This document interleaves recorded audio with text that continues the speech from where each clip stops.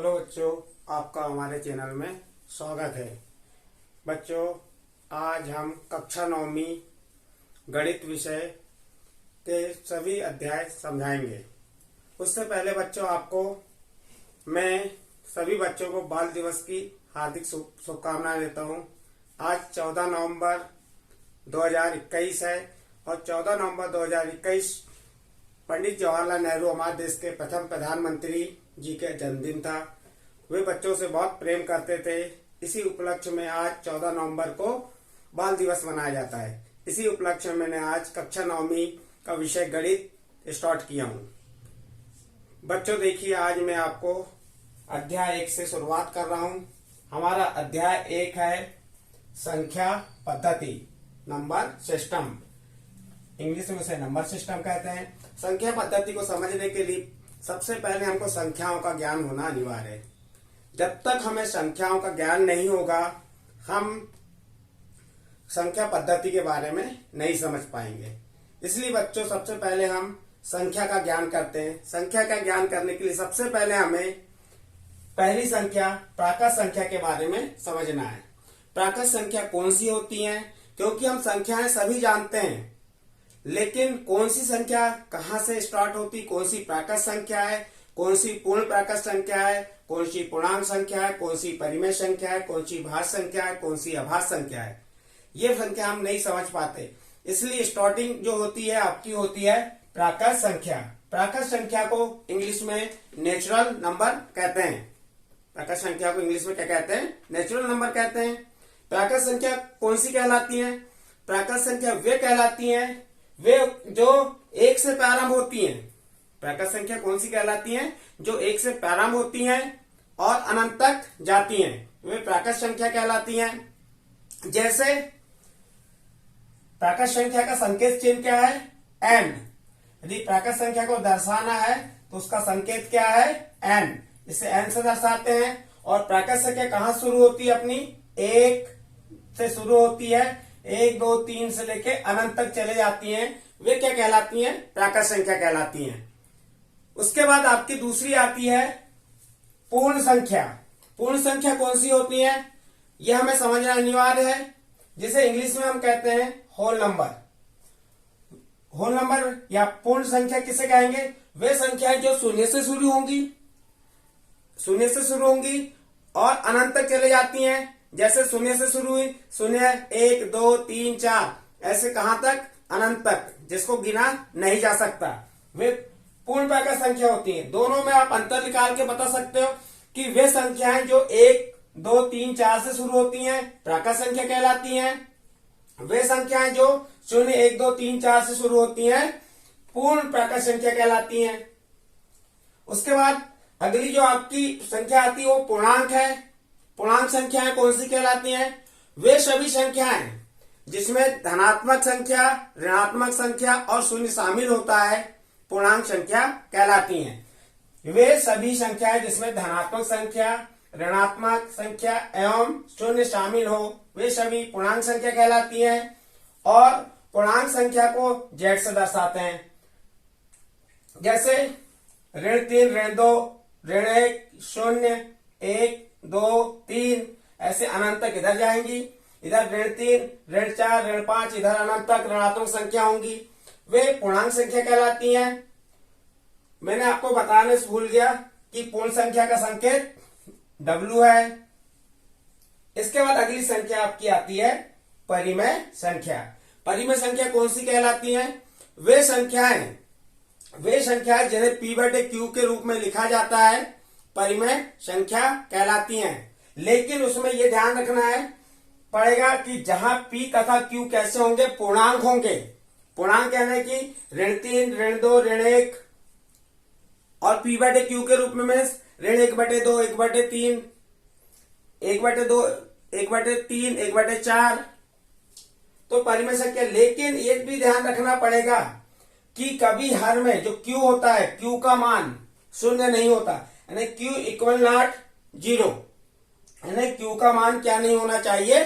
0 नहीं होना चाहिए। जैसे 2/0 नहीं लिखा जा सकता। जैसे 2/0 नहीं लिखा जा सकता। 2/0 है तो ये परिमेय संख्या नहीं कहलाएगी। तो बच्चों हम इसके बाद आती हमारी अपरिमेय संख्या। अपरिमेय संख्या के बारे में बताते हैं आपको, उससे पहले एक बार फिर मैं इसे रिपीट कर रहा हूं। संख्या पद्धति में हमें सबसे पहले संख्या का नॉलेज होना चाहिए। सबसे पहले हमें क्या पहचानते बनना चाहिए, प्राकृत संख्या कौन सी होती है। प्राकृत संख्या वे होती हैं जो 1 से शुरू होती हैं और अनंत तक चलती हैं, प्राकृत संख्या कहलाती हैं। और प्राकृत संख्या का संकेत क्या होता है, n। इसे किसके द्वारा दर्शाया जाता है, n से। उसी प्रकार पूर्ण संख्या है, 0 से शुरू करेंगे, 1 2 3 4 5 अनंत तक चले जाएंगी, वो क्या कहलाती है, पूर्ण संख्या या होल नंबर, और उसका संकेत W है। पूर्णांक संख्या कौन सी होती है, वे सभी संख्या जिसमें धनात्मक संख्या, ऋणात्मक संख्या और शून्य शामिल हो, वे पूर्णांक संख्या कहलाती है। पूर्णांक संख्या को इंटीजर कहते हैं और जिसका संकेत Z है। फिर अगली परिमेय संख्या आती है आपकी, जिसे रेशनल नंबर कहते हैं इंग्लिश में। वे संख्या जिन्हें P/Q के रूप में लिखा जाता है, जहां P और Q पूर्णांक संख्या हो और Q का मान शून्य नहीं होना चाहिए, Q इक्वल नॉट शून्य। जैसे इसे क्या बता सकते हैं, 1/2, 2/3, 2, 3, ऋण 1/2, ऋण 3/4। इस प्रकार जितनी भी संख्या कहलाती हैं परिमेय संख्याएं कहलाती हैं। बच्चों हमने अभी आपको संख्या पद्धति से संबंधित कुछ संख्याएं बताए। उन संख्याओं से संबंधित कुछ प्रश्नों को हम हल करते हैं। उसमें हम जो अध्याय 1 का उदाहरण प्रश्नावली 1.1 का उदाहरण 1 समझेंगे। उदाहरण 1 में संख्या संबंधित प्रश्नों को बताया है। उदाहरण 1 क्या कह रहा है, देखिए, नीचे दिए गए कथन सत्य हैं या असत्य हैं। आपका प्रश्न है, नीचे दिए गए कथन सत्य हैं या असत्य हैं, कारण के साथ उत्तर दीजिए। यहाँ पे नीचे 1 2 3 कथन दिए हैं और इनको आपको बताना है कि कथन सत्य हैं या असत्य हैं। इनका उत्तर आपको कारण के सहित देना है, कारण ही बताना है कि क्यों सत्य है और क्यों असत्य है। तो हम इनको पढ़ते हैं और देखते हैं क्यों सत्य है और क्यों असत्य है। लेकिन बच्चों ये प्रश्न आपके सत्य असत्य पेपर में आते ही हैं अनिवार्य रूप से। जो अध्याय 1 से यहाँ पे ये संख्या से संबंधित एक प्रश्न सत्य असत्य में आता है। तो देखिए सबसे पहला प्रश्न क्या है, प्रत्येक पूर्ण संख्या एक प्राकृत संख्या होती है। प्रश्न को फिर से एक बार पढ़िए, ये प्रश्न में क्या कह रहा है, प्रत्येक पूर्ण संख्या एक प्राकृत संख्या होती है। तो बच्चों अभी मैंने आपको इसके आगे संख्या के बारे में बताया, संख्या के बारे में बताया, उसमें पूर्ण संख्या और प्राकृत संख्या बताया। पूर्ण संख्या कौन सी होती है हमारी, पूर्ण संख्या, देखिए पूर्ण संख्या कौन सी होती है, 0 1 2 3, इससे 0 से शुरू होती हैं। और प्राकृत संख्या किससे शुरू होती हैं, 1 से शुरू होती हैं, 1 2 3। तो प्रश्न में कहा है पूर्ण संख्या, क्या कहा है, पूर्ण संख्या 0 1 2 3 जो 0 से शुरू होती है, एक प्राकृत संख्या होती है। तो हम इससे देखेंगे कि यहां देखिए पूर्ण संख्या एक प्राकृत संख्या होती है क्या, प्राकृत संख्या में 0 है क्या, नहीं है। प्राकृत संख्या में ये प्राकृत संख्या 1 2 3 है, इसमें 0 है क्या, नहीं है। इसलिए हमारा उत्तर इसका क्या आएगा, असत्य। और कारण क्या बताएंगे हम, इसका कारण बताएंगे कि क्योंकि 0 एक पूर्ण संख्या है परंतु प्राकृत संख्या नहीं है। इसका कारण क्या बता देंगे, क्योंकि आपको बताया हूं मैंने कि प्राकृत संख्या कहां शुरू होती है, 1 से शुरू होती है, और पूर्ण संख्या कहां शुरू होती है, 0 से शुरू होती है। और हमारा प्रश्न क्या कह रहा है, प्रत्येक पूर्ण संख्या, जितनी भी पूर्ण संख्या है कौन सी, 0 से लेके 1 2 3 4, वो क्या प्राकृत संख्या है क्या, नहीं, क्योंकि प्राकृत संख्या कहां शुरू होती है, 1 से शुरू होती है।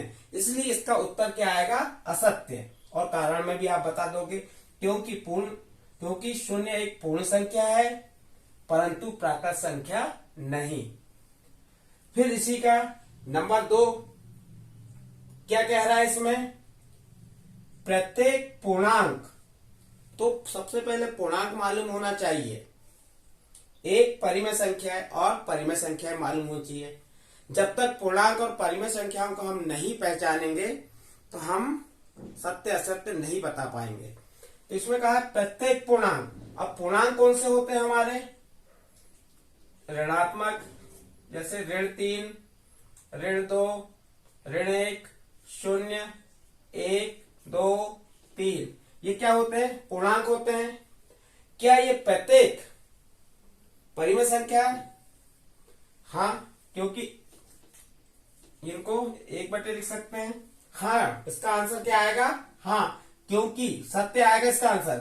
आंसर क्या आएगा? सत्य। क्यों सत्य आएगा? क्योंकि पूर्णांक को P/Q के रूप में लिखा जा सकता है। पूर्णांक को क्या लिख सकते हैं? P/Q के रूप में लिख सकते हैं। जितने भी ये पूर्णांक है इन्हें P/Q के रूप में लिख सकते हैं, इसलिए हमारा उत्तर सत्य है। तो आप प्रश्न को बार बार पढ़िए, समझिए क्या कह रहा है इसमें कि प्रत्येक पूर्णांक संख्या, प्रत्येक पूर्णांक एक परिमेय संख्या है। तो हमें बताना है इसका उत्तर सत्य। कारण ही बताएंगे। कारण क्या बताएंगे? क्योंकि